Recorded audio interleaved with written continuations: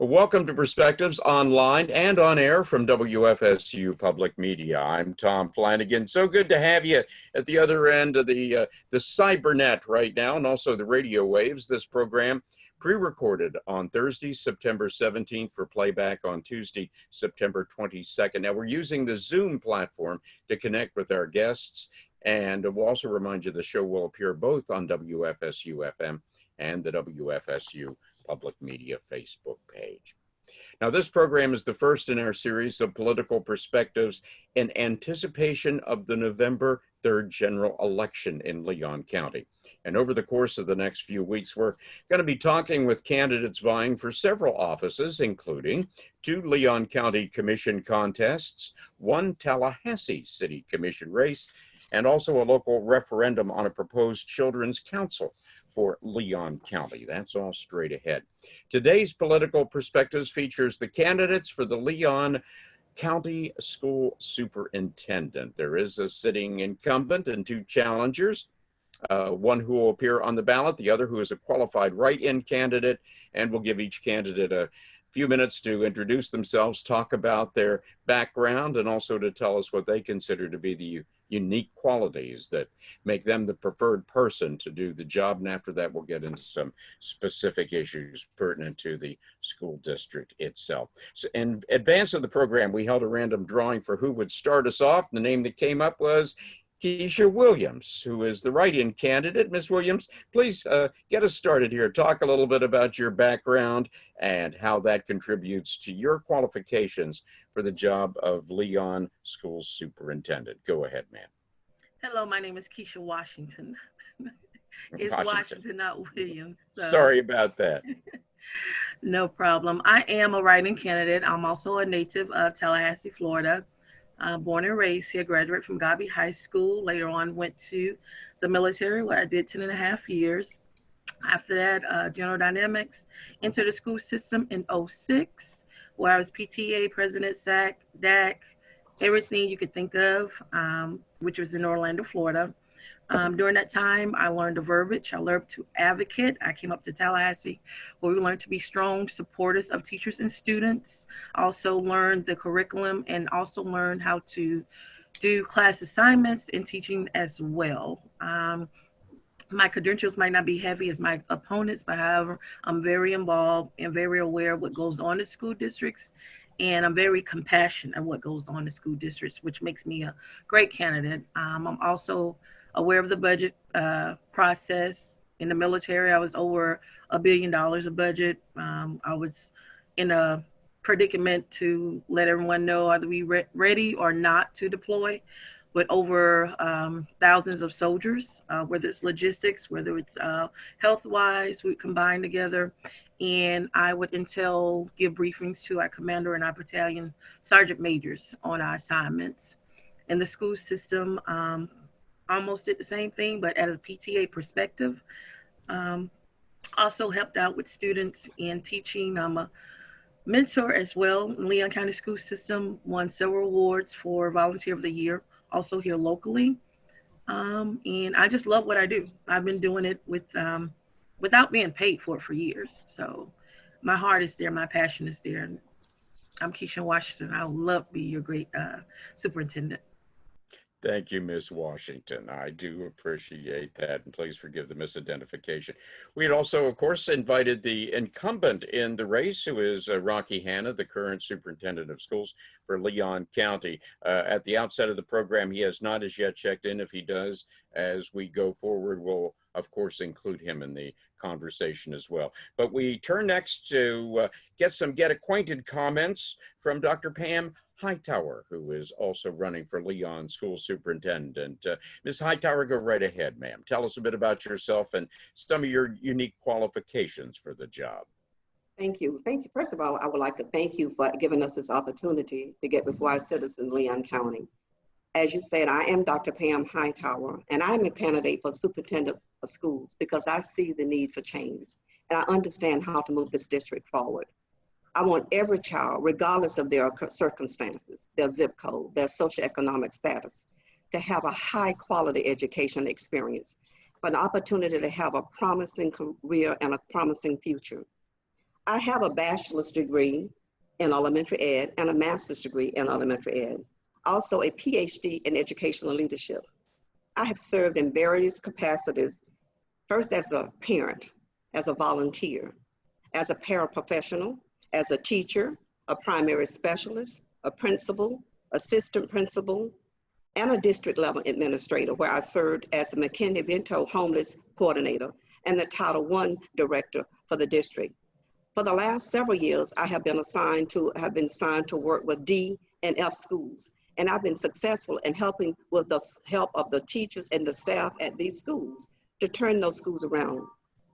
I'm best qualified for this role because I am an instructional leader who understands curriculum and instruction. I worked in Title I schools, as I said earlier, to turn those schools around. At Weston, back in 2004, along with some wonderful teachers, we were able to move that school from F to a B in just 1 year. My various experience from the north side Cloran Lakes to centrally located Appalachia to west side Carolyn Boulevard and to south side Bond and Weston has given me an insight to what our school district needs.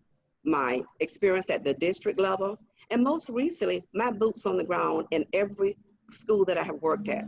Bond, Astoria Park, Springwood, Appalachia, Hartsfield, Riley, and Connolly Elementary, working with those schools to try to improve their school grade. It was boots on the ground. I got to see up close and personal the needs of those schools and what we were able to do. We were able to successfully turn 5 of those 7 schools around using research-based programs, but most of all, making students believe in themselves. That was the magic. It wasn't anything magic.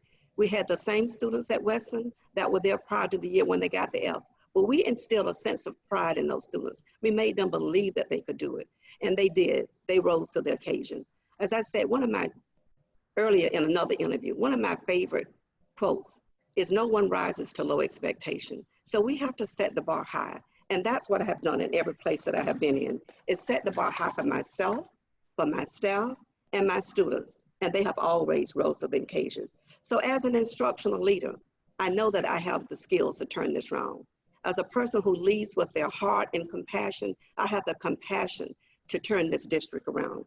I will listen, and then I will put a plan and action in, and we will move this district to where it needs to be for all of our students, all 34,000 of our students, and all of our teachers and our staffs and our parents. We're living in unprecedented times that calls for leadership. I'm the person, I have those leadership skills that will help us to move our schools to where it needs to be. Together we rise with Dr. Hightower and the Hightower team. Thank you very much, Ms. Washington. We also have another candidate who is just joining us via Zoom, who is Rocky Hanna. He is the incumbent superintendent of the Leon County School District. And Mr. Hanna, so good to see you, sir. Thank you for joining us. And you come at exactly the right time. We're giving everyone an opportunity to provide a little bit of background, some introductory remarks for the benefit of folks who maybe do not know you personally. And also, if you could talk a little bit about how that background informs your desire to continue on in the role of superintendent of Leon County Schools. Go right ahead, sir. Well, first, I apologize to being late to the party. I was out visiting schools this morning. I've been to 40 of our 45 schools, checking on how our reopening was going, and all in all, very, very pleased. But it's been a heavy lift for our administrators and our teachers, but we're off and running. I know there were some naysayers in the community about whether or not we should reopen schools, but I think it was absolutely the right thing to do, and we're moving forward. So as far as me personally, born and raised in Tallahassee, a lifelong resident of Leon County. I'm a product of our public schools. Started my career back in 1988 as a hall monitor at Leon High School. Then moved over to Godby High School, where one of the candidates in this race was a student at Godby. When I was a teacher there, taught American history and government and economics at Godby. Kind of cut my teeth with Miss Washington and learned a lot as a classroom teacher. I left there. I went to Lincoln High School. I ran a program for kids that were at risk of dropping out of school because of substance abuse issues or truancy. And then, as my wife said, I turned to the dark side and left the classroom and became a school administrator. I was a dean of students for 4 years, an assistant principal. I had the honor of serving as principal of my alma mater, Leon High School, from 2005 to 2012. Was a district administrator, and then in 2016, at the end of my career, have been bestowed the honor of serving as superintendent of schools. So it's been an amazing career, a wonderful journey. You couldn't have not have written a better story to go from a hall monitor to a superintendent. Again, I'm just so proud and honored to serve this community. My wife's a middle school science teacher, and just love kids and love trying to help them figure out what this next step of their life is. Well, Mr. Hanna, since you name-checked Ms. Washington, we'll throw the next question to her. And I'd like each of you to kind of respond to this, if you could. You know, state educational officials, as you mentioned, Rocky, the COVID situation is kind of the preeminent concern right now, not only in the Leon district, but across the entire state, the entire nation, when it comes to our schools. But here in Florida, some state education folks had voiced some concerns this summer about achievement gaps widening if all students had to continue with distance learning this year. Now, with roughly half of our district opting to take classes online, what are your ideas, Ms. Washington, starting with you, for monitoring and preventing that achievement gap that the state folks were worried about? Well, as I said in previous forums, I would have gotten a database. I would have got a database of who am I speaking with, whether it's the child, the parent, the mom, the dad, who they're living with. Is there successful communication with this student? What's their attendance? What's their previous testing look like? Their overall students and their holistic approach in our school system. I would have took that and see if they were digital or in class. With this achievement gap, we've got to make sure all gaps are closed. We shouldn't even be in the gaps right now. But I was also provided paper packets as well as digital. My high school students would have got digital. My elementary would have got packets. For those who will not respond, and I've been concerned about because they are at risk learning, I would have had to go visit home visits if possible.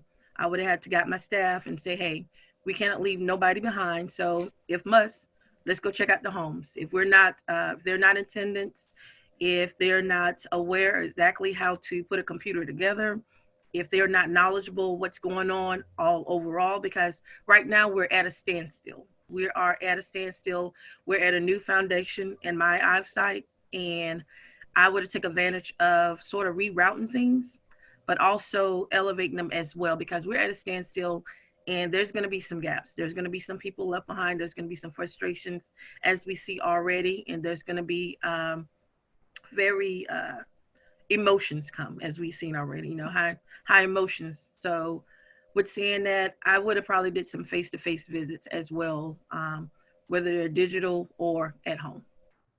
Okay, thank you, Ms. Washington.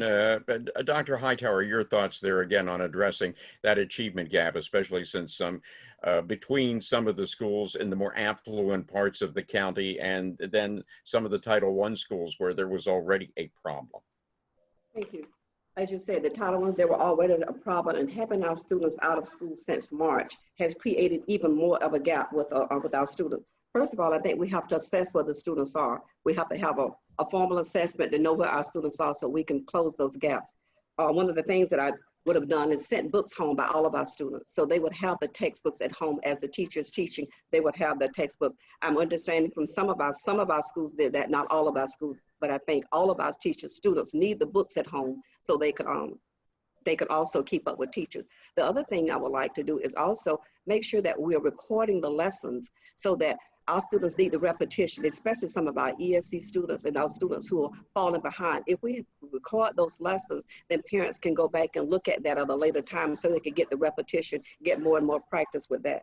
Another thing we could do is also making sure we're having hubs, using our community resources, our churches, our community centers. So we're having pods in those communities where students could still social distance, but we can employ teachers after school just like we did when the school is running, to close that achievement gap. We have had after school programs.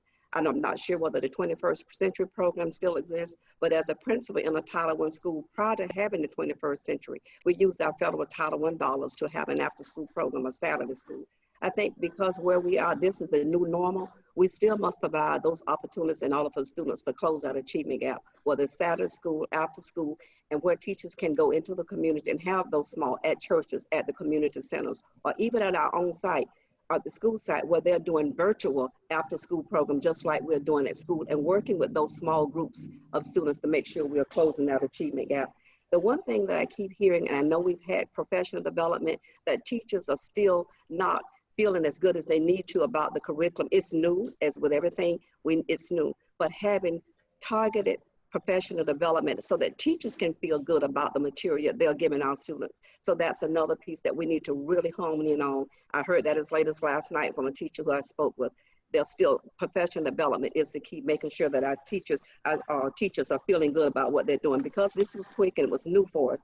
The other thing that we need to make sure that we're doing is that we're listening to our teachers, to our staff, to parents, to our children, and making those adjustments so that they're comfortable. I think the one thing, and I hear the district said, having passion and compassion, we must have compassion and passion, but we must also make sure that, and when we listen, when we hear, that we make those changes so that we can make teachers feel more comfortable. We're already uptight because where we are. And so it's a little more apprehensive being in the classroom, but when we can make teachers feel that they're being listened to and they're heard, then it makes them feel relaxed, and then it trickles down to the student. So those are just some things: progress monitoring, assessing where we are, the additional help after school, whether it's virtual or in the community, in pods, are some things that we can do. Also, as I said, taping the lessons, so if I come home at night, I can go back and go with my child. Those are things that I would like to see happen. Okay, thank you, Dr. Hightower. Mr. Hanna, your solution to the gap moving forward, what do we do? Well, on August the 31st, we basically propped up 2 independent school systems of 15,000 students running simultaneously, where we had 15,000 students in our schools and approximately 15,000 students, or half of our student population, at home, and we brought the classroom to them. Over the course of the summer, we handed out just short of 9,000 desktops, along with dongles, wireless converters, and webcams for our students who were at home in Digital Academy. We've also shifted around and passed out thousands of mobile devices for kids that are in brick and mortar in case they have to quarantine, that they can easily transition back and forth in and out of the classroom. 3 things that we have done to help with this. One, we created an intervention team of individuals that work alongside of the school social worker that is going out and knocking on doors and finding kids that have not engaged since the start of the school year, working to find them with the social worker and that intervention team. The next thing we did is we're setting up an after hours tutorial, tutoring folks that kids can call that need assistance with core subjects, English, math, science, and social studies. And then finally, we set up a parent academy where parents can learn to navigate the technology that we're using with our new learning management system. And so those parents can get tutorials to help them navigate their role in being at home with their child that's learning. This has been a heavy lift on our district administrators, on our principals, and especially on our teachers. Like I said, I've visited probably 100 classrooms in the last 3 weeks now, and our teachers are doing amazing work. It was a lot for them to learn. That's why we gave them an extra week of professional development and shifted our school calendar from 180 to 175 days, so they would have 2 weeks. Honestly, they needed more than that, and they're still learning. But every day, you can see it, they're getting better and better and better, and our children are getting better at navigating the technology that's required as well.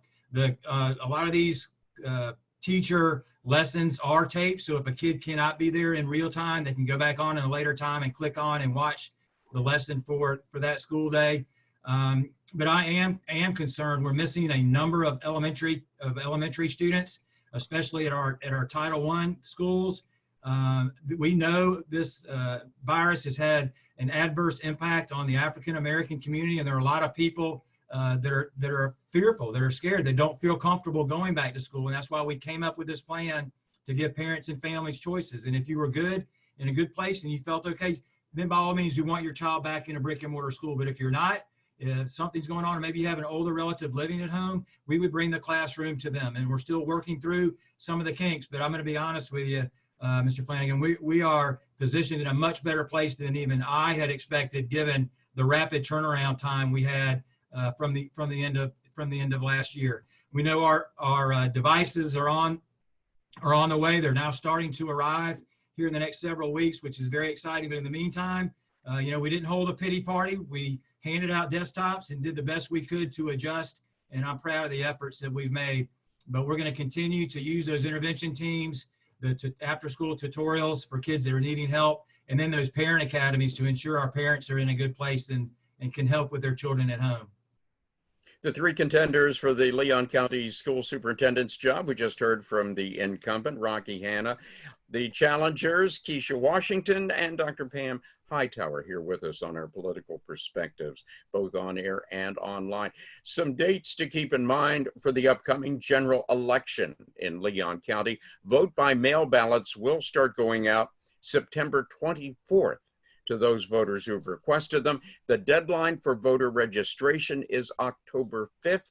Early voting will kick off on October 19th, and early voting locations are being posted on the Supervisor of Elections website. General Election Day, of course, is Tuesday, November 3rd, and more than half of people during the primary opted to vote by mail. And Mark Early, who is our election supervisor, informs us that went really, really well. He's hoping for a repeat of that as we head towards the general election. Well, before we kind of depart from the COVID-19 situation, though, I have to ask all three of you what you consider to be kind of the tripwire in the event, and we hope this is not how things are going to turn out, but the event that you combine COVID-19 with perhaps a worse than usual flu season, and you have a lot of sick kids and sick staff and sick teachers to deal with. At what point do you say, okay, we are going to, at least temporarily, suspend in-person classrooms? We're going full digital. Let's ask the incumbent first. What is your I guess tripwire for that, Rocky? At what point do you say, okay, we're going to have to back off for a bit? Well, I think the governor and the commissioner have made it very clear that moving first, that we must open our brick and mortar schools or face severe financial consequences. And second, moving forward, that any adjustments we make need to be surgical and not sweeping. And those are the words by Commissioner Corcoran, meaning that if we need to go in and shut down a class for a couple of weeks, that we have the ability to do that. I don't see us in full retreat again. But we are closely monitoring, and we are positioned well. That's why we put in all the hard work on the front end. So if kids have to quarantine or have to go home, that they can move home, take their device home, and then when the things are better, then they can just simply come back in. But the commissioner and the governor made it clear that they want to do individual strikes and not sweeping, shutting down schools. We have to get permission from them in order to do that. We report to them every day. We are monitoring every single day kids that test positive, employees that test positive, working hand in hand with the Leon County Health Department. We have a dashboard on our website at leoncountyschools.net of how we're trending. We've had kids quarantine, coming in and out of quarantine, but this is what we expected, quite honestly. I would be surprised if we went back into full retreat. I think we've shown over the last now almost 3 weeks that we can withstand this virus and push back and fight back. But we know as employees and children are coming in and out that we're going to have to monitor those situations. And then if we need, again, to shut a classroom or a school down for 2 weeks, then we're positioned to do that. But I do not see our district going back, running back home again. I just don't see that. Okay, Dr. Hightower, your thoughts on that? Excuse me, I'm on mute. We're going to have to follow the advice of the CDC guidelines. And the CDC guidelines, if they get high, then I would be looking to the scientists and to the CDC to see what we need to do. Because I think safety is first. I know what the governor has said, and I know that as a superintendent, we're responsible for those persons that in our district, and I would do what is best for the students and the families in Leon County, along with the guidelines from the CDC. If it gets up high, rather than looking at a surgical report and we have to retreat back to home, then that's what we would do in order to ensure that our families, our students, and the citizens of this district are safe. Your approach, Ms. Washington, your thoughts? If the number should increase and it be detrimental, I would have to go case by case basis, but I would have everyone home. And if I could get the maximum of 5 students, because I understand that parents work, and most likely shut down the high school to use those classrooms as division for those 5 students as well. Because what we have, one of the cases is parents are working. You might have 2 of them that may be a doctor, or 1 may work at the prison, so they have to go to work. And in that case, I would have to have somebody there. But like I say, at the max, 5 students per teacher, and it would definitely be case by case basis. And like I say, safety first. Safety is always first. Very good. Another question that gets us kind of away from the COVID situation, although it is connected with that, because let's face it, anything having to do with money is being impacted by the coronavirus situation at the moment. We just heard from the latest revenue estimating conference at the state of Florida that revenues are going to be down somewhere around $2.7 billion for the next fiscal year. They're already drawing back for the current fiscal year. Even as those tax revenues decline, we are likely to also see some pullback when it comes to support coming from local property tax revenues. Although there's a lot of people buying houses right now, which is, I guess, bargain hunters are out there in abundance looking for some deals. But still, it's going to fall back onto the school district when it comes to the amount of money that is available for such things as capital outlay for schools that need repair or expansion or whatever. We just came off of a big project at Rickards High School, but you know, what other ones are going to be needed to be done, and where does that money come from? So let's switch it around. Dr. Hightower, starting with you, what are some capital outlay projects that you might be looking at if you are elected superintendent, number 1, and number 2, where does the money come from? I think, listen to the last school board meeting, I understood that there were no current projects that were out there to be for capital outlay. But now if we're in a crisis and COVID raises its ugly head and we lose the money funds, or we have to lose funds, then we would have to prioritize. We would have to look at those things. We would have to analyze our budget, prioritize those things that are needed. If a heating unit goes out, we know we have to have heat and air conditioning in a school. So those things would have to be taken care of. But such things as painting, replacing carpet, or some of those things that we could put off, we would have to prioritize those and work with our school board to make sure that we're meeting those needs of the school. Looking at first the things that are for safety, making sure that those things are first. We may have to go back and look at our reserve. We may have to pull from some of our reserve money. We have to look at all of our federal allocations, making sure that we're using all of those in the right way. Making sure that if we need to ask, I know the county got care money. If we need money from that to help us with some of these problems that we're having in the school, tapping into every resource that we can. But I think the first thing is looking at our budget, reallocating funds, prioritizing our needs, and putting those things on hold that can wait, except for those safe to the life situations that we must take care of. Okay, Ms. Washington, construction, improvements, repair, maintenance, that kind of thing. Well, what do you do with that? I'm going to piggyback a little bit off of Dr. Hightower as far as the care. And if we need assistance, we're going to have to ask the state and ask for federal funds as well, because in a dire situation, I'm hoping that they would just, some would say common sense, and some would just be knowledgeable with the past history, that they would give it to us. However, being from Orlando, or not actually being from Orlando, but working with Orlando, and just learning, when there's construction, there's money for school. So as long as FSU is building and there's building around, there is money for schools. There's money, it's just how it's allocated and how it's been brought into the school system, and making sure that it's allocated properly and throughout the district first come, first basis is not the answer. It's who needs it first. And also with Rickards, I know they have tapped in within our stakeholders. So we can ask our stakeholders, ask TCC, also for funding. They've had help with doing so in their schools. So it's not that we don't have it, it's just the process of getting it for our schools. And we wind up with you on that question. Mr. Hanna, put on your builder's hat for a sec.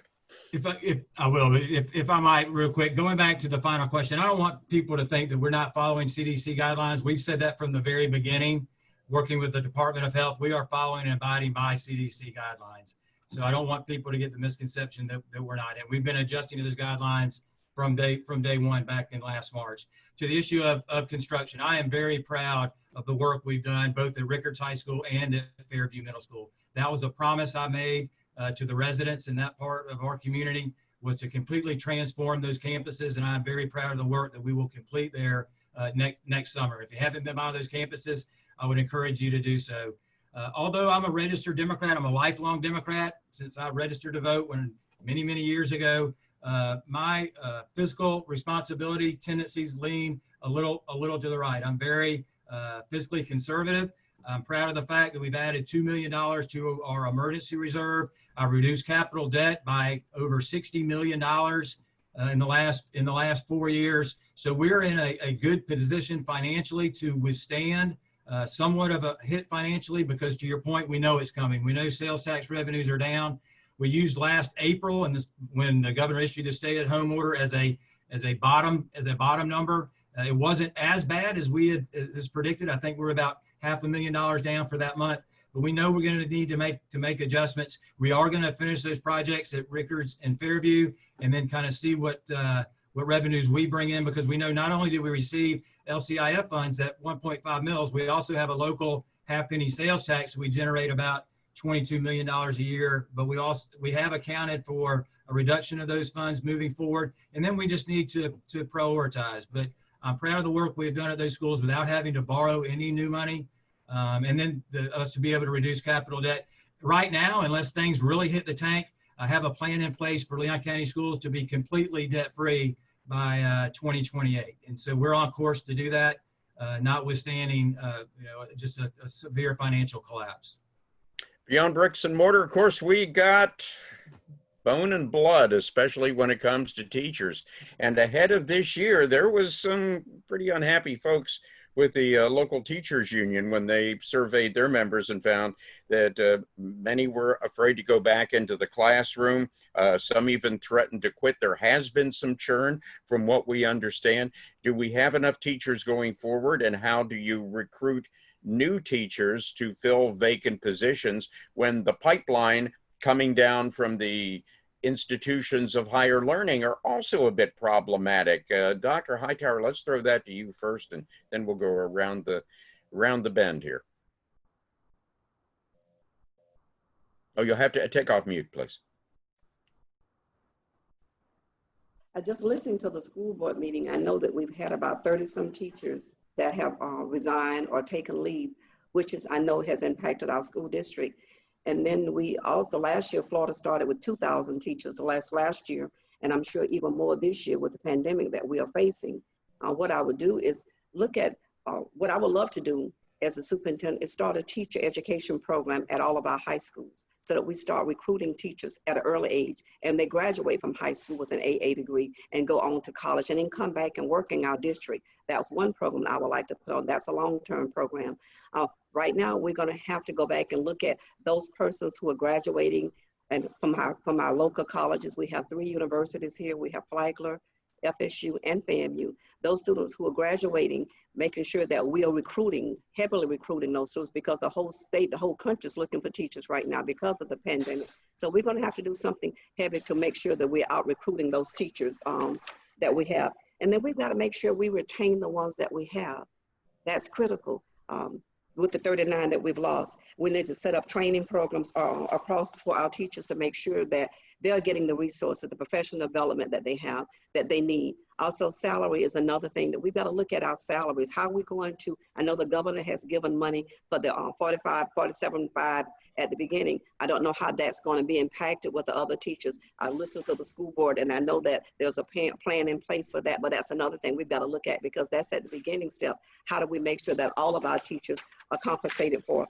The other thing that I really, that I hear a lot, teachers are concerned about the health insurance. We've got to make sure that we can do something to make sure that we offset the cost of health insurance. They're telling me that the health insurance is like getting a raise because the health insurance cost is so much. So those are some things that I have heard from teachers. If we could do some of those things, we may be able to retain more of our teachers, and then we've got to do more to recruit teachers. As a Title I director, when I was Title I director, I did a Title I recruitment fair just for Title I schools, because as a Title I principal, it was really hard to get teachers. So before the year ended, we did a Title I recruitment fair in May so that our Title I teachers, principals could go out before this year ended to Florida State, to Flagler, to other places. We sent it out nationwide, and we had people to come from all over. So that year, most of our schools started, the Title I schools started at capacity with that, just thinking outside of the box. So those are the kind of things that I will make sure that we do, is making sure that we're giving every opportunity to pull those teachers in, capitalizing on those things that will help us to make sure we recruit and retain all of our teachers. Okay, throw the same question to you, Mr. Hanna. Well, we knew before this pandemic that we had a teacher shortage crisis. That the individuals just weren't entering the profession, that there was a lot of high stakes testing going on, mandated by the state, and their pay was being tied to the test results of their kids. And to get in the profession with a college degree at $37,000 or $38,000, they were just passing. And so this has only compounded that problem now with the pandemic. I applaud the governor for making teachers and teacher raises a priority. We're not going to be able to get to the 47.5, but we can take a step in the right direction. For us, it was about $5 million. We have locally identified another $4 million as a line item to move the needle significantly with teachers this year. Fingers crossed, unless the legislature comes in after the election and does something crazy to our budget, we are positioned well. Look, teachers did not get in this profession for money. They got in it because they love children, they love our community, and they want to make our world a better place. And they knew when they got in that they would not have a house at St. George Island, but they also have bills to pay. And then they also have people to support. And we have to, if we talk about how important they are, talk is talk, but action is action. We have to start paying our instructors like the professionals that they are. If not, the problem is just going to get worse and worse. And so I'm committed to do that. I know our school board's committed to do that as well. And we have not received a lot of new money from the state. Over the course of the last several years, our teachers have gotten about $8 million in salary and bonuses. And we're positioned now to add another $4 million to that to really move the needle for Leon County and throughout the state of Florida where we rank. But we have to show them, and it's not only money. The other perks that come along with it, and it's just being valued and being appreciated. That goes a long way as well. But we just have to continue to uplift our teachers and to let them know how much we think of them, we believe in them, and how much we value them. Thank you, sir. We'll wind up our teacher appreciation discussion here with you, Keisha Washington. Could you repeat the question? Sure thing. It's what do we do about replacing? Although all teachers are by definition irreplaceable, but for the openings that we may have in the district for teachers who, for whatever reason, just can't keep on keeping on in the current situation, how do we recruit more, and how do we keep the ones that we have, compensated and confident going forward? You have to listen to what they want, actually. You also have to listen to what was at hand. Earlier, before the summer came, the governor had stated that everyone would pass. Nobody would be left behind. So I would have worked with that. When I used to go on job interviews, one of my strong points would be I will work harder today to have a less stress for tomorrow. So with saying that, everyone would pass, I would have stopped what we were doing last year to prepare for the summer and the upcoming fall. So the computer process, Everything we're doing now would already been established along the lines with that database. Who am I speaking with? Who needs help? So by the time the fall has come, we would already be established who needs that extra. This would again given less stress to our teachers. This would also appropriate them to, okay, we're ready for the school year now. I know I'm dealing with X, Y, and Z. And for the most part, most students stay within that same school. You might lose a few here and there, but for the most part, most students stay in that same school. My guidance counselor would also have in that database that I said earlier, where's the student? How do they need to be guided? What needs to be implemented for them being a senior and getting ready to exit out Leon County schools. So you have to listen also what's going on from the governor, what the teachers want, and how to move forward with everybody, with nobody being left behind. And with that saying established, we would have been a little bit more ahead of the process than what we are now. And it, to me, would have just been a little less stressful and able to keep them, letting them know that, you know, your voice is heard, we're here for you, and this is how we're going on forward. From the professional to the personal here, Keisha, tell me about the educator in your life who had the most impact on you. The educator in my life that had the most impact on me was my third grade teacher, Dr. Barbara James. I first met her at Kate Sullivan when we moved back from Orlando in the 80s. And she had just moved from Jacksonville as well. And her heart, I mean, I've never met anyone like her, ever. Living in the project, she took care of a handful of us. Those who would, she would take us to the movies. She would ask us if we need food. She would ask us if there's anything she could do, you know, for us, because we were just average kids, you know, living in the projects. And she saw that we need that need. So with saying that, I was the only one that hung with her, that stayed with her. She later on became the principal at Kate Sullivan, and then also the principal at Bond Elementary School. And everything that she taught me, I took it to dear heart. I just believe I have her mantle, actually, and I would never forget it. There were some teachers who had their heart set for children and understood the Title I student life, but then there were some who understood it but just didn't really care. You know, they would say, she's not going to amount to anything. She's not going to be X, Y, Z. And this was in high school when you definitely need that extra edge or that extra push in life to say, hey, you're going to make it. You're going to be all right no matter where you come from. But yeah, I would say Dr. Barbara James was my #1 educator. My focus. Rocky Hanna, rack your brain here of all the probably thousands of educators you've known over the years. Which one stands out and whose voice still resonates in your head today? Well, for me personally, it would have to be Dr. Linda Teague, who was a longtime teacher, and actually her grandmother was also a teacher at Leon High School for many years. At the end of my junior year of high school, my father died suddenly from heart failure, and I was the oldest of 3 children. I had a little brother that was 14 and a sister that was 10 and a mom that was home at the time that was a nurse.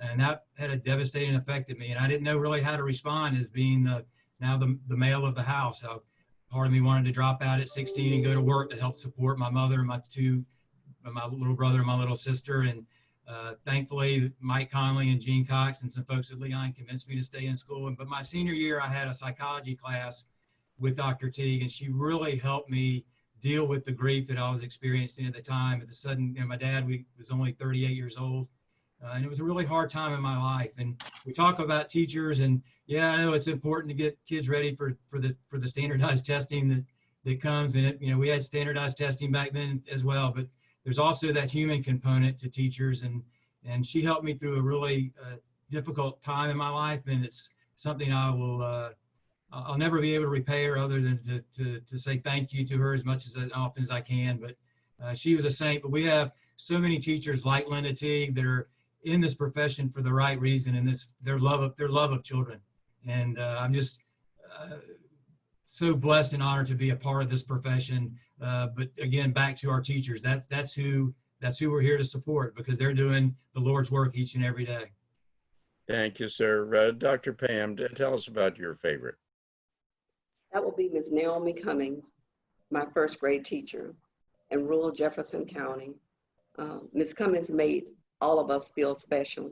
She taught me to read. I hated math, And she tells a story today that how I run over to Mount Celis and tell her I had a hard time with math. So my stomach would hurt every day at math time, but I love reading. And so she still tells that story today. She's 86 years old right now, but she is one of my favorite people because of her love for education and the love that she instilled in me. And the second person would be my dad. He was not an educator. I taught my dad to read after I became a teacher. My dad would drive truck all day. And in the afternoons, he would get off and he would come to my adult ed class and learn to read. I taught my dad to read as an adult. And he always made me believe that there's nothing that I couldn't do.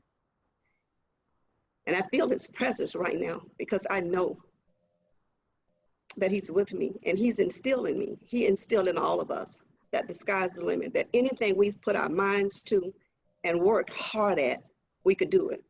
And I have lived that in everything that I have done. I worked hard and I always believed that if I worked hard, that I could achieve that I wanted to achieve. And so my first grade teacher and my dad is why I'm who I am today. And I give thanks to both of them. Thank you so much for sharing that. What a great story. Folks, time draws nigh. Let me give each of you just a couple minutes to wrap up, to make your best case to the voters for the upcoming November 3rd election, although a lot of folks going to be filling out those mail ballots before then. So this will give you an opportunity to take your best shot at reaching them. Ms. Washington, let's start with you. Make your case for the voters, please. Hi, my name is Keisha Washington. As I said earlier, I'm a graduate of Gobby High School, and it's cliche. They say it's time for change. I like to say, don't be so caught up in the credentials that I don't have, but be more concerned of those who have credentials who have not provided for you thus far that you want to see. I'm not really talking about the current ones, but the previous superintendents as well. So I come to you today with my diverse background, military, also working at a four-year college, Barry University, being administrative assistant and recruiter. Also with my military background, with my budgeting and a parent and having compassion and doing the things that I've already done. I come to you as an advocator. I come to you as a person with knowledge and strength to get the job done as a superintendent. I come to you listening to what your wants and your needs are. And I come to you selling for what you need to get this district continue on as an A district, whether they see it as not as the lettering, but in our hearts, we will always be an A district. And I come to you saying that I won't make promises now, but I would do the best I can to change it how you want it to be changed. Thank you, Ms. Washington. Rocky Hanna, your turn. First, I'd like to thank you all for hosting us today, and also thank WFSU for your wonderful partnership with Leon County Schools. You're truly a blessing to so many of our kids, and I see Kim Kelling on the call today, and Kim, personally, all you've done at the Gasvini Learning Center to help our young people grow and to become young adults and to see a path for their future. Just very appreciative. So again, it's been an honor to serve as superintendent of schools. I love Tallahassee. I love our community. I've worked with kids my entire life. And 4 years ago, I made some promises. I made promises to our community, and more importantly, I made promises to our children. First and foremost, to eliminate wasteful spending at the district level and push those resources down into the schools and the classrooms where it belongs. And I'm proud to say we've pushed an additional $3 million a year down into our schools and classrooms for school supplies, furniture, technology, and those things that principals and the classroom teachers need. We also made a priority the arts and athletics. We've given an additional $1 million a year to support the arts and athletics programs in our school. And we know those programs are of vital importance to keep our kids engaged. It's a big reason a lot of them come to school, and a big reason why a lot of them graduate from high school. Talking about graduating from high school, I'm proud that we increased our graduation rates. We're now over 93%, fifth highest in the state of Florida. So academically, we're doing well. We pushed a lot of resources down for our schools and our teachers. For our employees, we've raised the minimum wage by 25%. I've given support staff workers, bus drivers, food service workers between a 15 and a 20% pay increase over the last 3.5 years. I talked about what we did for teachers, about $8 million, and another $4 million budgeted for this year to help with teacher salaries. Added to the emergency reserve, reduced capital debt by $60 million. Financially, we are in a very good place to weather this storm. Some of my top priorities were Title I schools. We implemented pre-K all day at our Title I schools for parents that couldn't afford the wraparound services. We also committed an additional $250,000 a year to Title I principals to help those kids be able to go on field trips like students in other parts of our community. Really started bearing down on pre-K and VPK programs. Have a director of pre-K early learning now that's partnering with the Early Learning Coalition, because we know if we invest resources on the front end, when kids are 0 to 5, when 95% of their brain is forming, we can get our kids better prepared for kindergarten and their K-12 experience and close that gap on the front end. And then on the other end of the spectrum, the rebranding, renaming, retooling of Lively Technical College, because we know all kids aren't meant to go to college, and it's okay. You're not a failure. There is another path. And to partner with CareerSource and the Chamber to make those things happen for kids. The projects at Rickards and Fairview, I am very proud of the work we've done over the last 4 years, but there are many things still on my to-do list. And if I'm reelected, I am fully committed to get those things accomplished. But again, you couldn't have written a better story. I've had a wonderful career and look forward to hopefully serving another 4 years. Thank you, sir. And through luck of the draw, Dr. Pam Hightower, the final word goes to you, ma'am. I want to address the whole child, the educational needs, the emotional, the social, the physical, and the mental needs. I think we do that by making sure we're providing a safe, nurturing, and caring environment for our children to learn and for our staffs to work. I want to increase the mental health services for our students. As I said, I'm in schools. As Mr. Hanna said, I'm in school every day with those schools that I worked with. And I see the needs of our schools. I see the students who are hurting. I see some of the mental health challenges that some of our students are facing and the impact it has on their learning and teachers teaching. So we want to make sure that we're providing those mental health services. We need to also make sure that we're providing services to our parents, that we're putting on workshops, especially in our African-American communities, where mental health is not something that we talk about a lot. So we need to make sure that we're educating our African-American families to see those signs of where children are having some challenges and get the help through the school district where we can have trained mental health counselors to work with our students. I know a lot of our parents, the students are having some emotional, some ESC issues, some autistic, some trauma issues. We need to make sure that we are addressing all of those needs. The second thing we want to do is close the achievement gap. And I'm so sorry that I got emotional, but closing the achievement gap. 40% of our students in our last FSA, approximately 40% of our third grade students are not reading on grade level. That is unheard of. That is not something that we want to be proud of. We need, with a university, we have Florida State, as I said earlier, Florida State, FAMU, and TCC here. And we have some of the best teachers anywhere. And we have 40% of our students that are not reading on grade level as of the last FSA. And I hate to see what that will look like this year with the learning slide that we're going to experience from COVID if we don't put something in place to help that. We talked about recruiting and retaining teachers. Our president has made them essential workers. We have always known that they were essential workers and they should be valued and paid as such. We want to show our appreciation. I don't think there's anyone in this nation that cannot appreciate teachers where they are right now. When we had to pivot home and grandparents had to become teachers, I think it became real that teachers are really important. Not only teachers, the bus driver, everyone that it takes to run a school. Schools don't exist because of me or the superintendent, Ms. Washington. It doesn't exist because of us.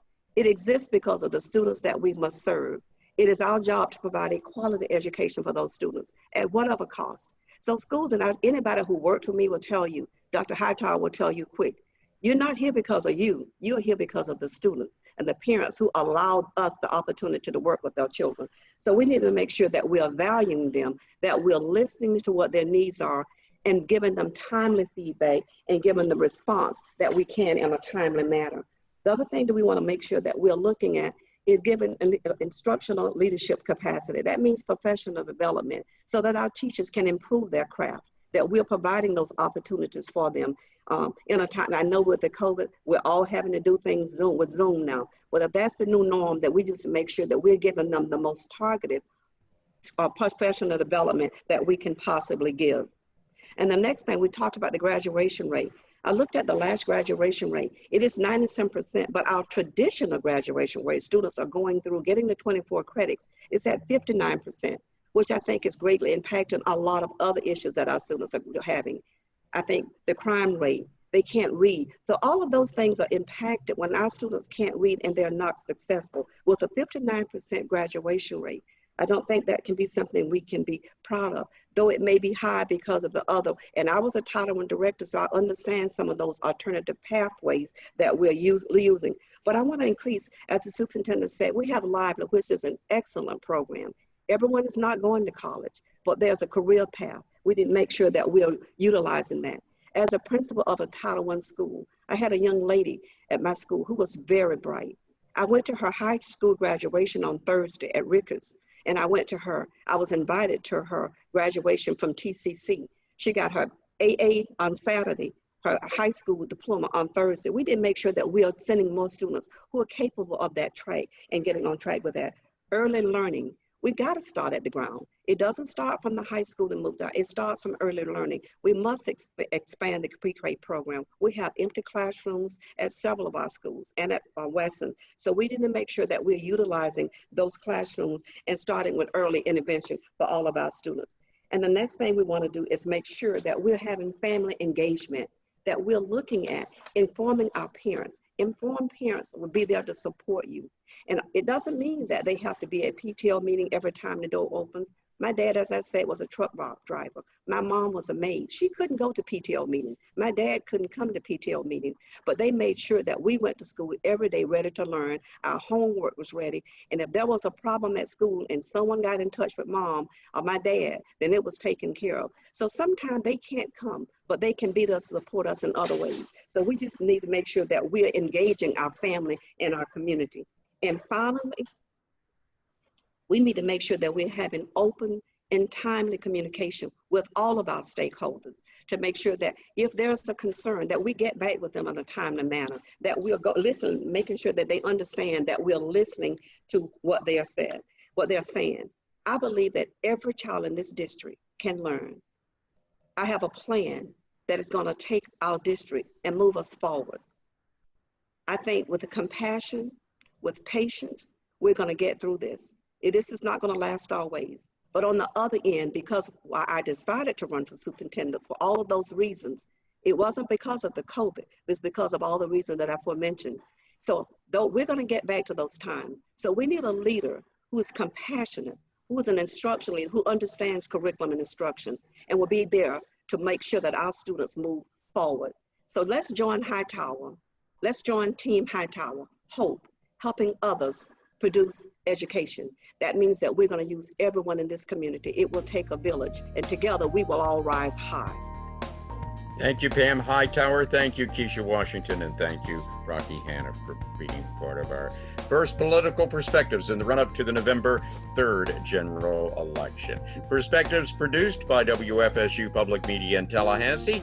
Thanks to Taylor Cox, Paul Dam, Amy Diaz de Villegas, Tricia Moynihan, Lydell Rawls. Devin, thank you too for all your help. Our Director of Content, Kim Kelling, for setting things up. I'm Tom Flanigan. Next Political Perspectives, Thursday, September 24th.